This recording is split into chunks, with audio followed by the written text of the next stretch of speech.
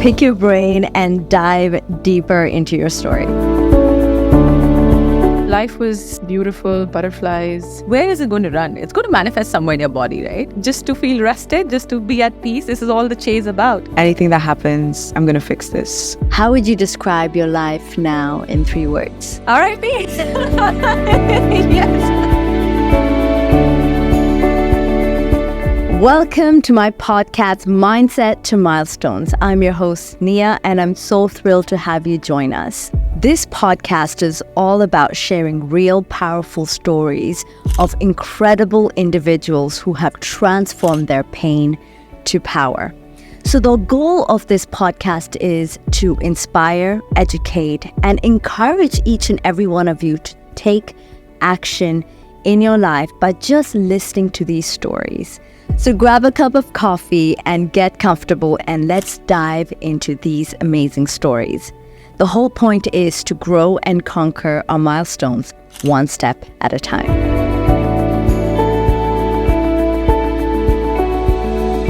Have you ever wished you were a man just because you didn't have to go through excruciating period pains every month? Or you had other autoimmune conditions like thyroid or PCOS, and you were told that you would either have to be on lifelong medications or go through surgery just to get rid of it. Now, if this is you, you cannot miss this episode. This guest has helped thousands of women around the world to learn how to use the power of their femininity to heal what cannot be healed. This is the story of Rashi Chowdhary.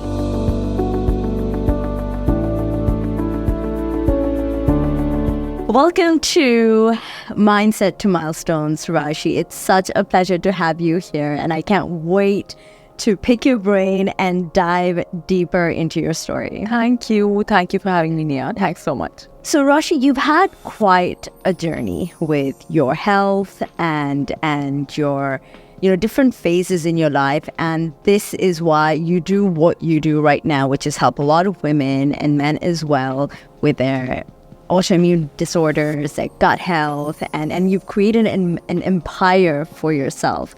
Now, behind such successful stories, there's always a beginning. And this is what I want to touch base on. I really want to know, where did it all start from, and what was the seed for you, and how did it all begin? How did you get here? Wow, man. Okay, so if we really go way, way back, as a child, I struggled with, like any other teenager, a lot of insecurity issues. I hated my hair because it was really curly and big. I always had a problem with my calves. I felt like my calves are, like something's wrong with them. I grew up with a lot of insecurities. And I was like, I'm from a Punjabi family, and I've seen like everyone around me be unhealthy. And somehow as a child as well, I did not resonate with that. And I was like, is this going to be my future? Is this how I'm going to be? Because I don't want to be this. So I was like, you know what? I am going to be a nutritionist, a dietitian back then. And you knew that from a very young age? I won't say very young age, but like, I always knew that I don't want to be unhealthy. I don't want to be overweight. Because that's what you've seen. And that's what I saw while, and it just didn't. Even as a child, I was intuitive. It just didn't work for me. I felt like, why? This is not normal, Of course, I had a lot of unhealthy habits as well as a child. I've done, I was not realizing, but I was on ketosis for a while, which is not healthy at all. But this is all coming from those insecurity issues, right? So what I'm trying to say that I dealt with a lot of that, and then reached a place where I'm like, you know what? I'm going to be a dietitian nutritionist because this will keep me thin and healthy, thin, all my life. So that was your motive. This is like 20 years ago, I think, right? So, or more. So, my motivation was just that I just want to feel healthy. And I was just doing it for myself. And back then, people didn't know how to even spell dietitian. Like today, everybody is a nutritionist. But back then, it was not a popular thing. So anyway, I went and did the course. And then when I came to Dubai, I became a household name very quickly amongst Indians. Because I think people just resonated with what I was doing. It was very sustainable. People were losing a lot of weight. And in Dubai, it's like that, right? You tap into one group, and if it does well, suddenly everyone is just like rolling in. Yeah.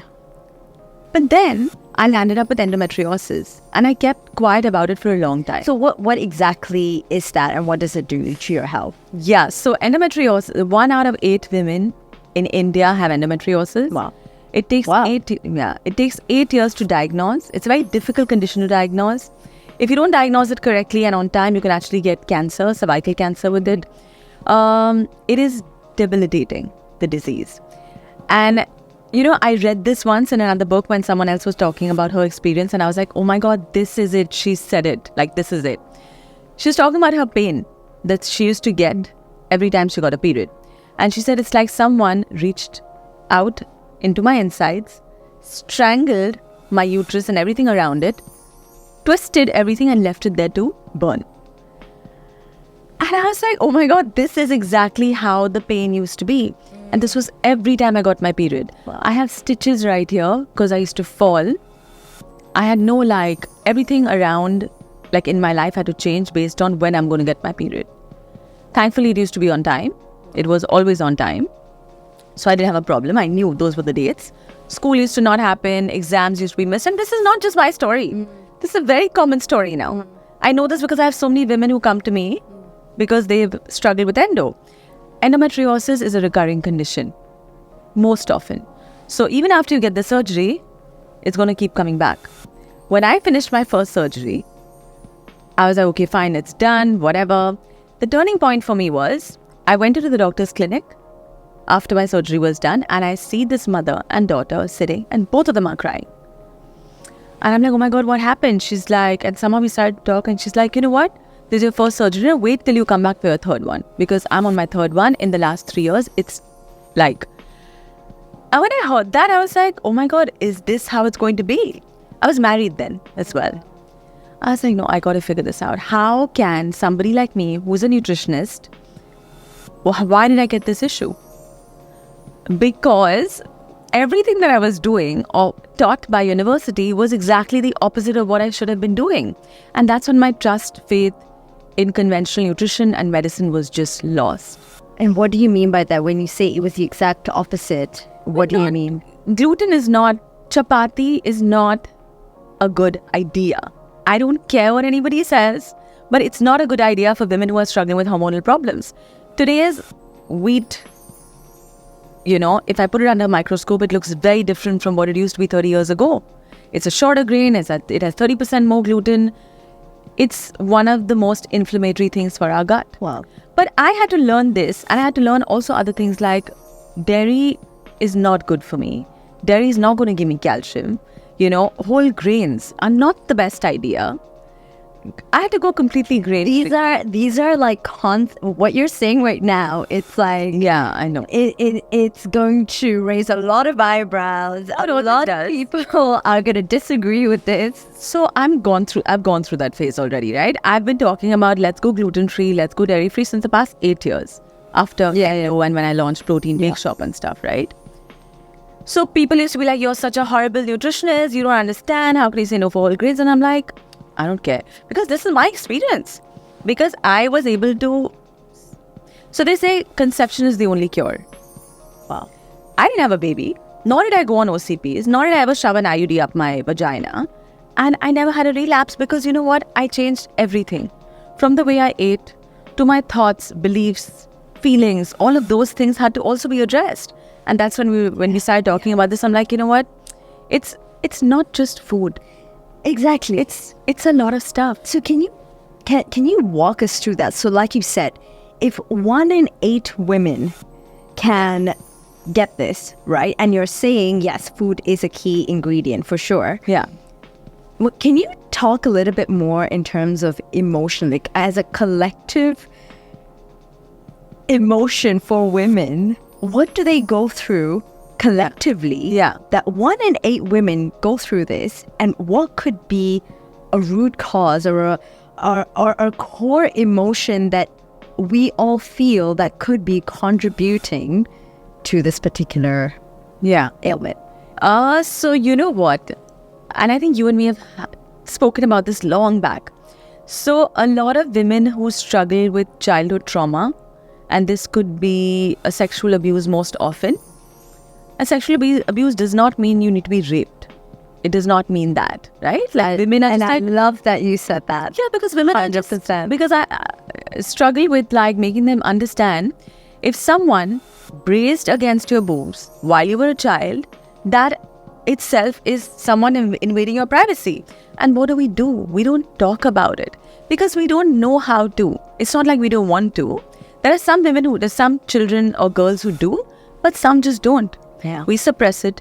We keep it in our system because we're trying to protect either our parents or ourselves, or we feel ashamed. There's so many emotions, right? Like we can go into it. But there are studies and so many reports on this, that women who struggle with endometriosis, and now I think even PCOS, they've always had some or the other history of sexual abuse in their childhood. Wow. And this is true now because we know what does it do to us and to our autonomic nervous system. It instantly puts us in fight flight. Yeah.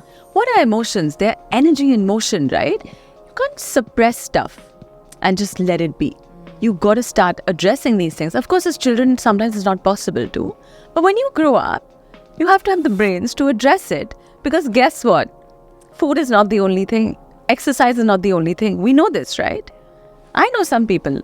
Food is on point. Exercise is on point. Everything is clockwork. Like on paper, everything is check. But are they really living their life with authenticity? Have they really shoved some really difficult emotions which they don't want to talk about? And by the third session, I have women crying and bawling. This is my mother's trauma. This is my, like the women like talk about these things, but initially like, oh no, I've had no childhood trauma. Wow. But by the third session, they're like, because the beauty of starting with food first is that it gets you in touch with what's really going on. Because it's nurturance, right? So the food is nurturing your system in some way that kind of perhaps creates that space for you to get in touch with your emotions. So many ways, right? Because food, if you eat the right stuff, if you eat the anti-inflammatory stuff, your gut settles down. Your gut and brain are connected. So many different ways. Like 95% of serotonin is produced in the gut. 85% of, I think, more of your immune system lies in the gut. Wow. So when you take care of your gut, and so many experts say, no, that's not true.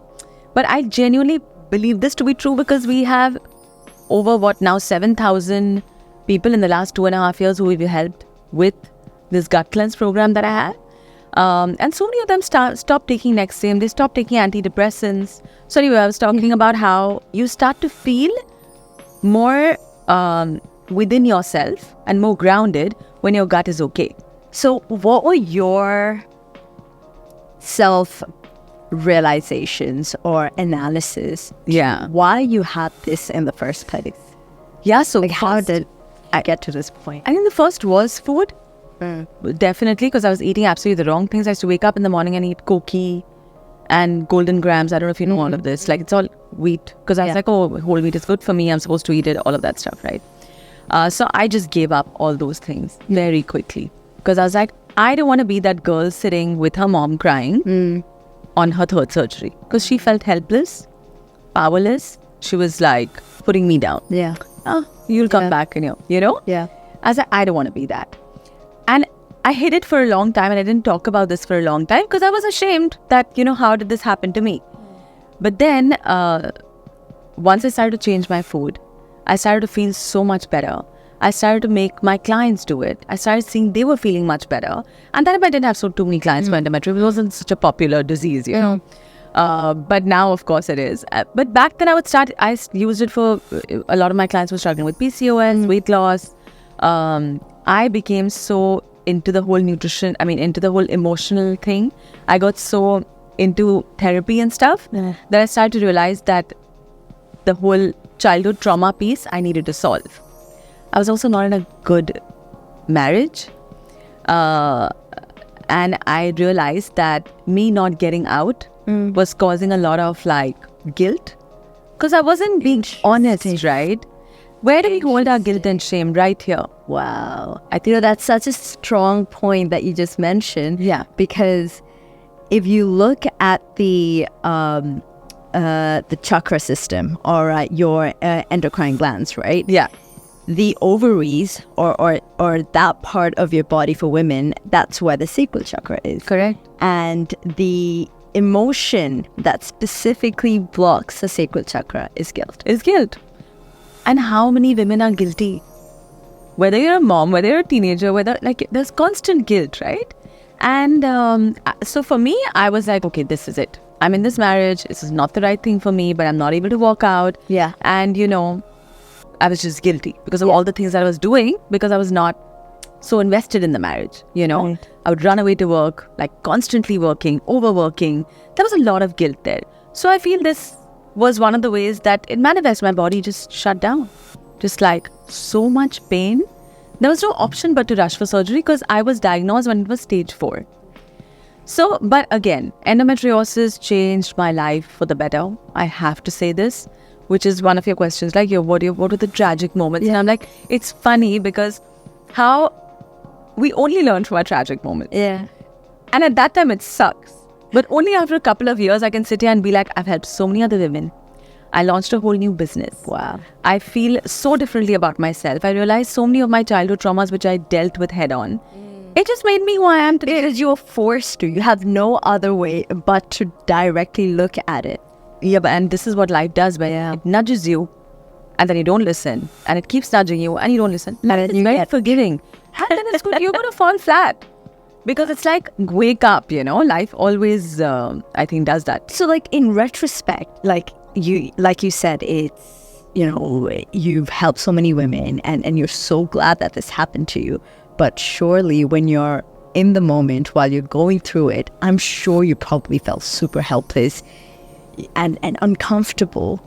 Can you share a little bit about that experience, specifically about what exactly did you have to do and what exactly did you have to walk through and understand and perhaps change to reverse the entire cycle of your body? Right. So I think the first was food.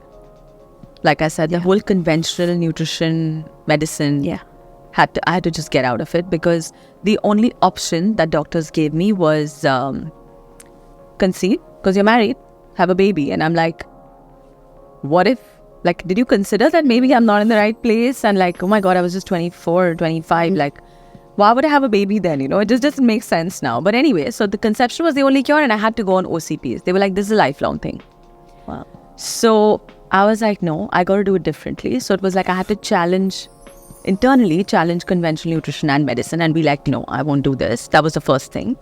The second thing was, like I said, address my childhood traumas and understand, because our body is a representation of our thoughts, feelings, and emotions. It's not just randomly happening, right? So I had to understand, why me? Why did this happen to me? What was the biggest belief system that you realized or had to reverse? Wow. Oh, it was a blind spot for you. I think, I don't know about a belief system, but I think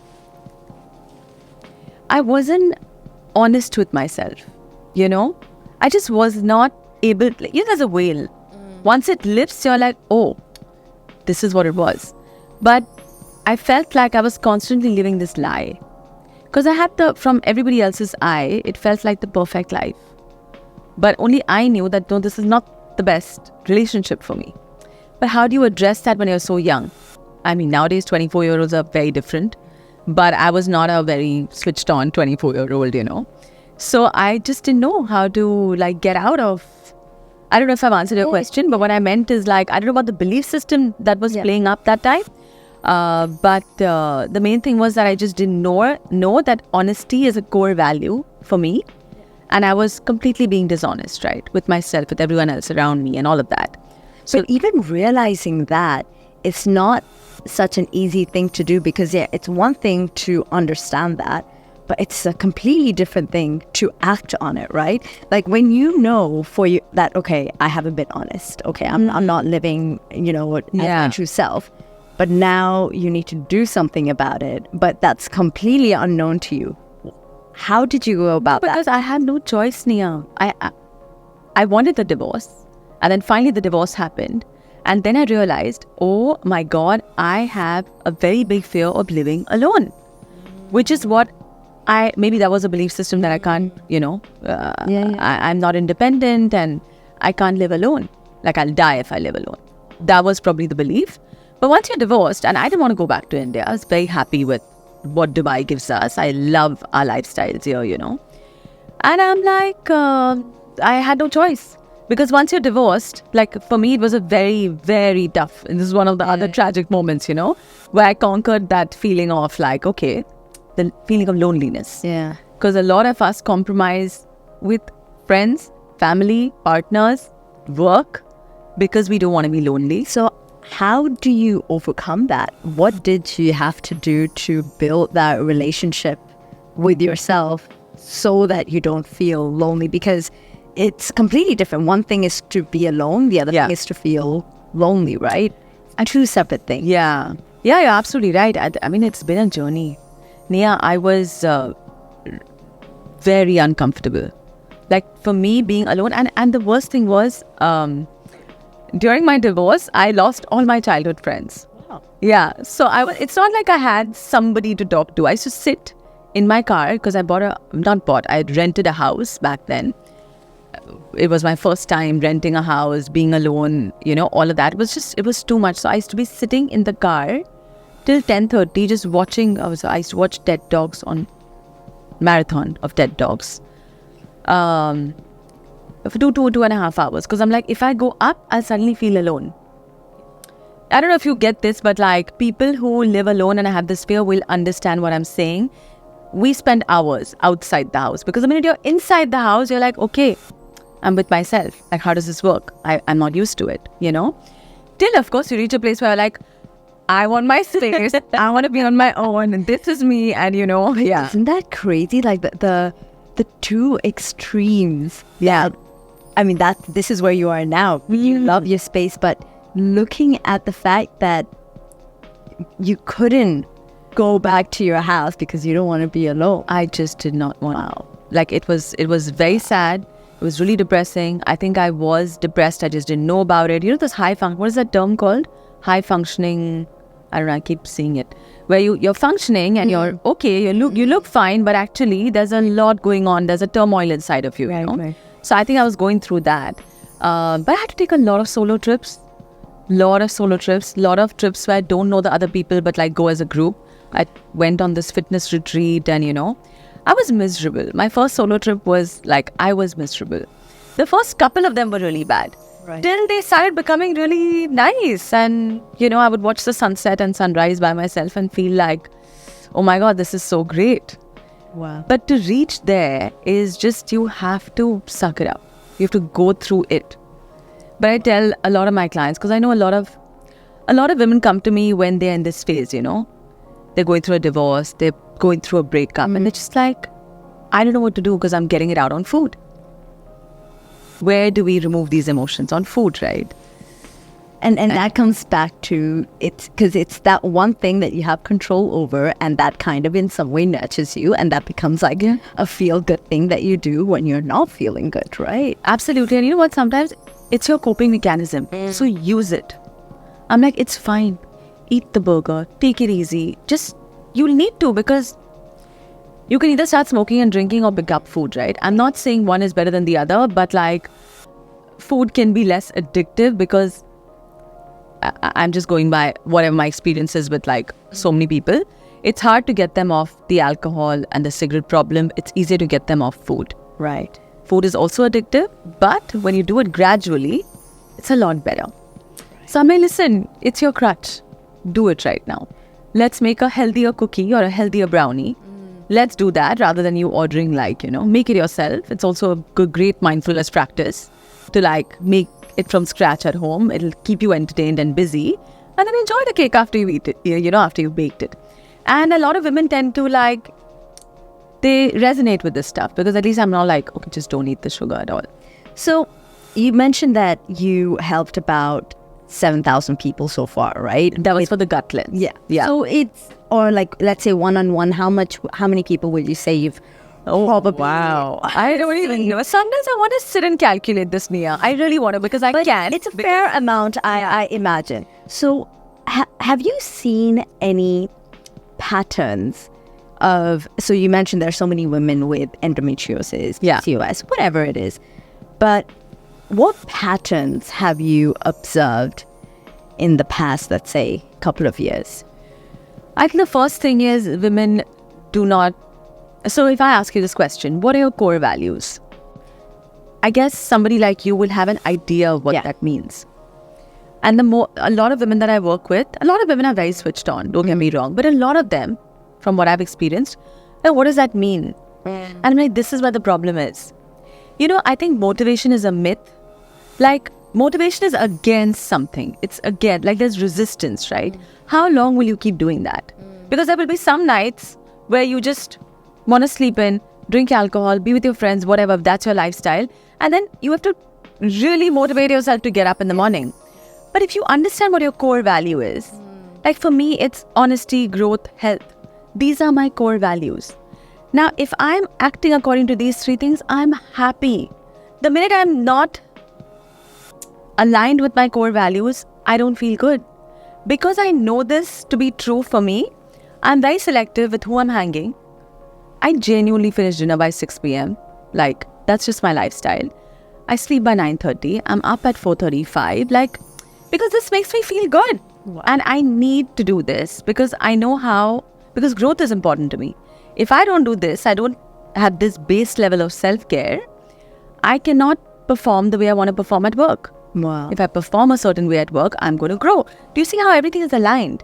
So it's this awareness of what your core values are, and that's the pattern that you've noticed that people don't have. They don't have. Because that's why there's a conflict. I really want to lose weight, but it's not happening. How often have we heard this? Oh, I lost so much weight and I gained it back again. It's because you're using motivation. If you use inspiration, I love that. and where does inspiration come from? It's so unique to me. Like, I'll watch something and feel totally inspired, and you might watch it and be like, because it's aligning with me somewhere. So what are my core values? And you can't have more than, you can't have 10. You have to narrow down to 2, 3, And it's so simple yet so profound. It is so simple because my life is so much easier. Now, all the people who don't align with me with these 3 things, I know that I'm not going to sweat over it. I've dropped a lot of friends who just don't align with me because I think we also evolve and I don't align with them, and that's okay, But there's no point in keeping friendships that drama. I'm done with drama. Now, sorry to cut you Yeah. off, but you mentioned something very interesting, which is cutting off people and in some way saying no to things that no longer align with you, right? Yeah. And that now brings me back to what you said, how it all started, which is the guilt. You felt guilty for not being a certain way or, not doing certain things in the right way.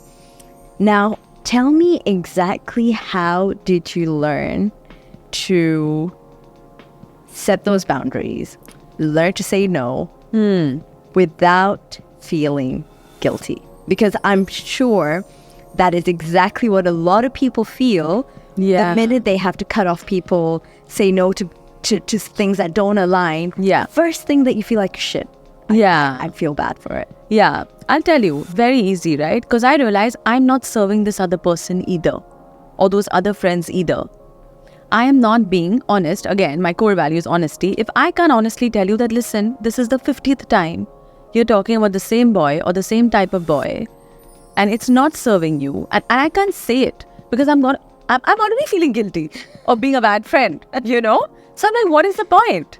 So then how else? You realize that relationship is not authentic anymore. There is something not okay, and that doesn't mean she's wrong or I'm right or I'm wrong. It's just that it's not matching. Right. We've just evolved, we've moved, and it's okay. And to be honest, we had a very open conversation about it. And I'm like, this is not working. I don't have the time for this. And she's like, yeah, I don't feel like you do. And our values didn't match. It was a clear conversation. We had our values are not matching, and it's okay, and we can be friends, acquaintances, or I don't know, what did we say? Socially, we can hang. So this brings me to my next question. What are your thoughts on losses and dealing with losses? Because like you mentioned, you know you are no longer in a relationship that doesn't serve you. You no longer have certain friendships that no longer serve you. But what comes with that are losses and relationships that you've built. How do you deal with that? It's very hard. It is hard because the grieving process needs to happen, you know? I love that. I really feel, and this is one more pattern that I've observed with, I'm fine. Oh, I'm fine. Oh yeah, that happened, but I'm okay. How are you okay? Did you process it? Did you get what you needed to get out of that experience? Because, look, I feel you can't be a horny celibate. You can't say, I feel this or I am this, but not feel it, right? It just doesn't work. So that's about loss. I love feeling the grief because I've stopped judging my feelings now. Tell me more. What do you mean by feeling grief? Or what does that look like? What does that feel like? What do you do? So very recently this happened, right? 2 years ago, I lost Protein Bake Shop. It was a brand that I built. It was a brand that I was really proud of and everybody associated with it was proud of.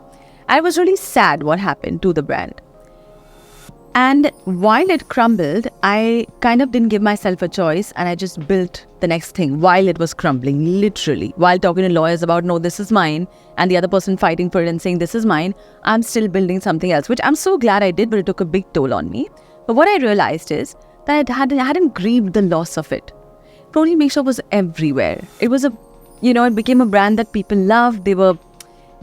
I had so many messages, and now, of course, everyone's really happy because we have this new brand. It's way better than a Protein Bake Shop. It's called Play. It's got everything right with it, right? It's a great chocolate snack hack. Yes. But back then, when it was all crumbling down, I was not able to grieve enough or grieve well because I was building this new thing. There's too many emotions, right? Yeah. So sometimes I feel I wish I had taken 2 years after losing that business, and just not touched this space for a while. But I didn't give myself that option because I'm too identified. I identified too much with my work. I felt like I lost my identity and I had to build it back. Wow. So when you said loss, that's what comes to my mind, that I wasn't able to. But then very recently I was sitting with my therapist and I was like, you know what, I'm done. I know I've lost it. It's over. I need to be in a place where I now look at what I have. Because I don't want to be in that position where I just lose focus of what I have because of what has happened, right?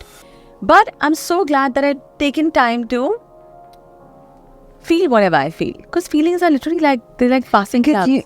You have to go through those stages of loss, right? Absolutely. Until you finally get to that point, which, like you said, is just acceptance of what it is. Yeah. But unless you go through those stages, it's still processing somewhere inside. And you have your own coping mechanisms for those emotions that you're processing. But I feel it's important to feel it all. Cry it out. Feel as bad as you want to feel. Like my boyfriend keeps telling me, oh, but if I'm not feeling okay, he'd be like, oh, let's, you need to be grateful. And I'm like, shut up. Please don't give me this grateful kahani because I don't feel you can't be a honey celibate. I cannot sit every morning and start feeling grateful when I'm just losing a business which I've built with so much love, Yeah. It was not possible. So I don't appreciate many times when people tell me, or they generally give the advice of journal, write 10 things that you're grateful about. Yeah. You can't always do that. Yeah. And this is where you need to be honest and true to what you're feeling because it's just a feeling. Me losing a business and feeling that identity loss was a feeling. And it passed, and it felt terrible. But I had the space to feel it, or I created the space to feel it, right? The minute we judge it as, oh my God, my life has ended. And this happens with a lot of women who are going through a divorce. They feel like, bas, this life is over now. Now, what am I going to do? Who am I going to marry? How will I find a boy? Yes. That same rut that we are born with, that conventional thinking is crippling. Yeah. You know? But anyway, that's a different conversation. The point is losses are, I think, meant to be felt. So you mentioned that, especially when it comes to women, women feel. Yeah, right? Women feel a lot of emotions. Yeah. When you look at both, take a man and a woman, the most basic, most obvious comparison that you get is men are very logical, men are very composed with their emotions, they don't show much, whereas women are very, very expressive. Yes. Now, what is your take on the ability that women have, like the strength and the weaknesses in this ability that women have to feel, and what are women not doing enough, and what can they do to just hone in this femininity that they're naturally gifted with? This is a vast topic, and I have so much to say on this, Niya. Like, I can go on. This should be a separate episode, you know. And I'm so passionate about this because women need to understand we are not men. Men do not have ovaries. We have a 28-day cycle. Men have a 24-hour cycle, which is why everything like sleep, sex, energy levels, productivity levels for both of us are going to be different. Theirs is more predictable.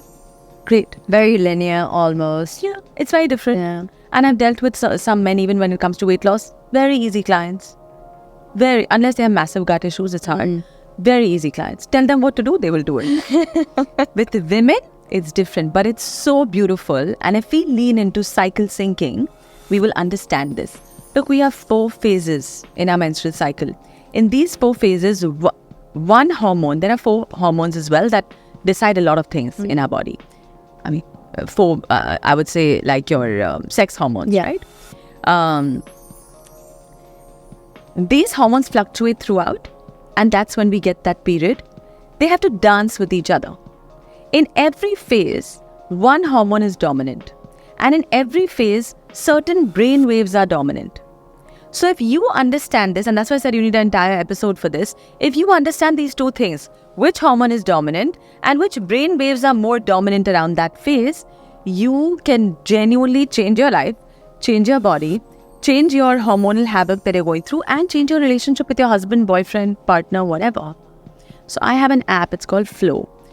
And you share a password or whatever, and your husband or my boyfriend gets a notification and all of that, and he knows when I'm ovulating, what's going on, like when am I in the follicular phase. But I know that it's so important that your boyfriend or your husband knows this about you, because all men need this. Absolutely. It's called Flow. The app is called Flow, FLO. Great app. And I'm not traveling because you're ovulating. I'm going to travel right now, you know? Like, I know you're in your luteal phase. This is not the best time to have an XYZ conversation.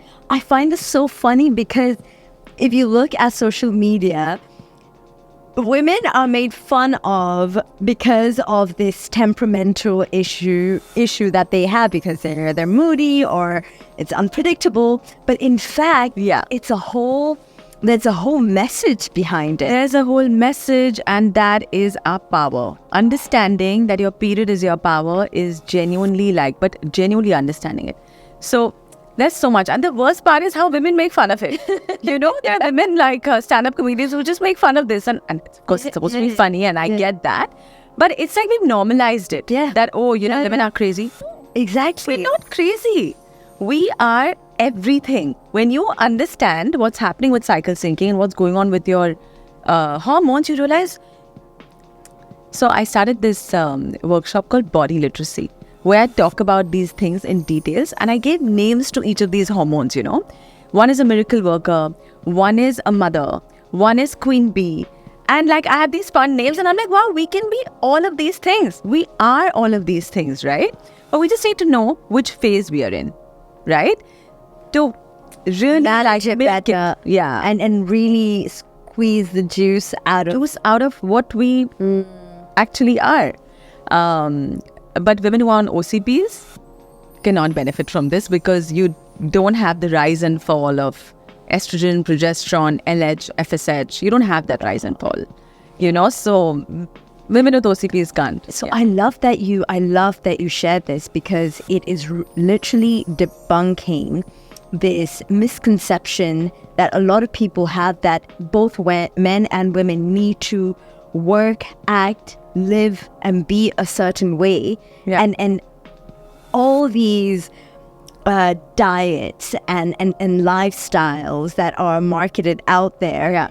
it's purely just based on one thing, and it's not addressing these different cycles and how dynamic women should be. Yeah. Wow. This is because also women were very poorly represented in all studies. Women were not considered in most of the studies early on. 2000 was the first time they published a paper saying, genetic differences or the physiological differences in men and women should be considered. That can cause changes in the outcomes. And that's really sad, because that's in 2000. So, in the year 2000. Wow. So, this entire thing can again go into patriarchy and industrial revolution, and we can there's so much in it. I have so much to talk about all that stuff. But yeah, coming back to, I think women, the one thing that I do want women to feel is that that your period is your power. But a lot of times women just don't really feel it, because we feel weak because we have a period. We feel vulnerable because we have a period. We curse our period. And you can't heal something you hate. And this is one thing I picked up when I was going through my endometriosis journey. I used to hate my period. And I'm like, if I'm going to keep hating on it, I can't heal it. So let me lean into why it's there. Understand it. Yeah. And then you can learn how to navigate it. Exactly. I love that, Rashi. Thank you so much for sharing these nuggets. So, to kind of sum up, what would you say are the key takeaways that you think people should be aware of, especially women? Whoever is suffering from endometriosis, PCOS, any kind of autoimmune, what would you say they top 5 things that they need to do? So let's talk about the actionable stuff, so that women can actually take back something. Yeah. So the first thing I want is for every woman to give fat first a good try, which means you get up in the morning and you have a tablespoon or teaspoon of ghee, butter, or coconut oil.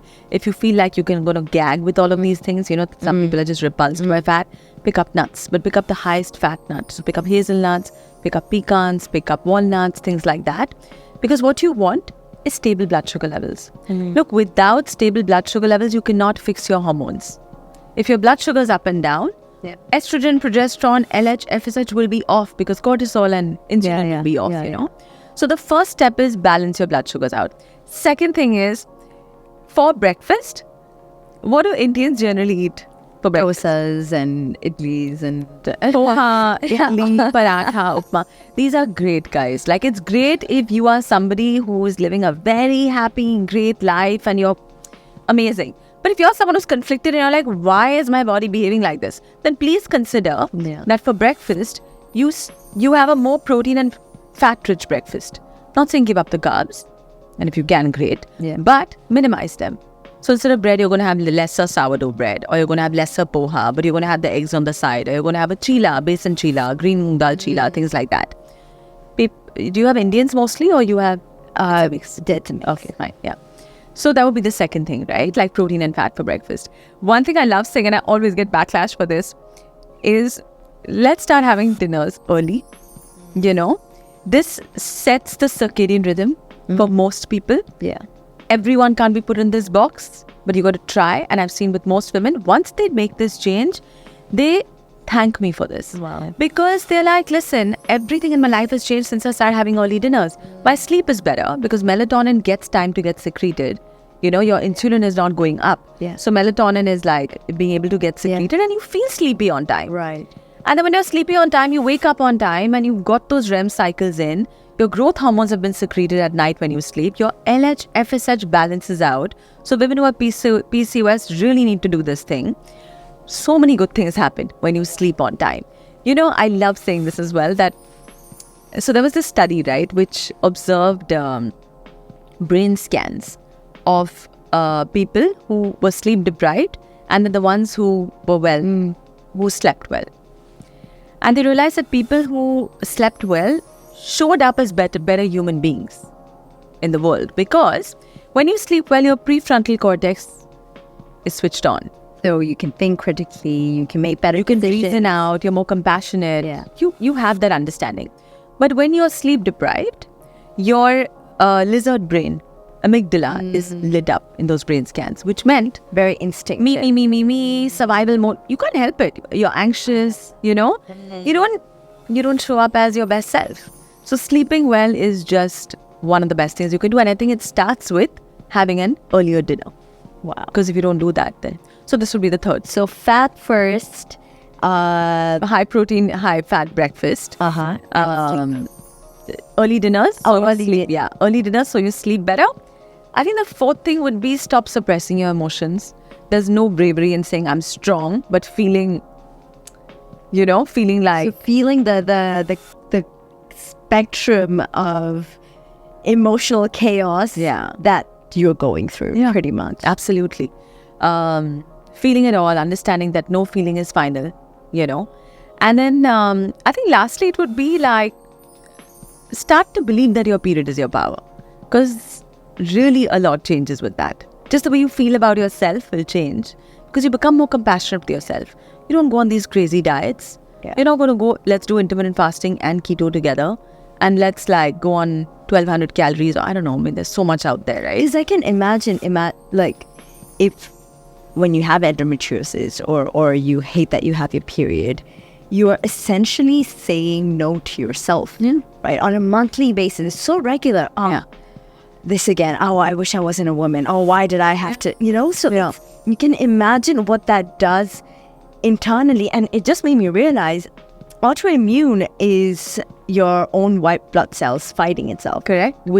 And that's happening at a micro level. So you can imagine for that to happen, it's clearly going to reflect on the way you think and vice versa. Yeah. So you are essentially constantly in conflict with yourself. Yeah. And that's why a lot of people also land up with autoimmune, right? When they've been conflicted with themselves for too long, they land up with autoimmune conditions. When they've not spoken their truth, they land up with autoimmune. Because what you do is to keep the peace externally, you start a war internally, and then that is going to eventually manifest. Where is it going to run? It's going to manifest somewhere in your body, right?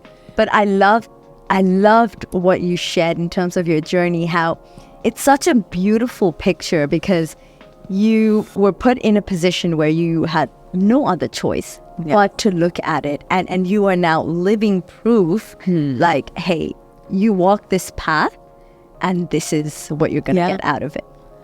Oh, for sure. I feel everything is, a lot of things are in our control. Many things are not, but most often a lot of things are small things that we can control.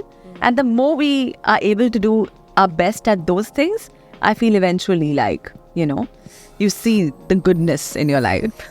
I love that.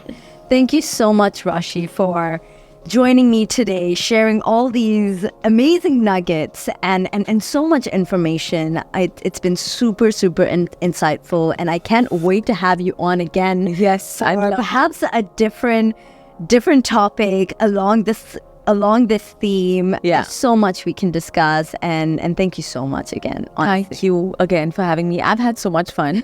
All your questions made me think so much about, my own life journey, and it's been really nice. So thank you for that opportunity. Thank you.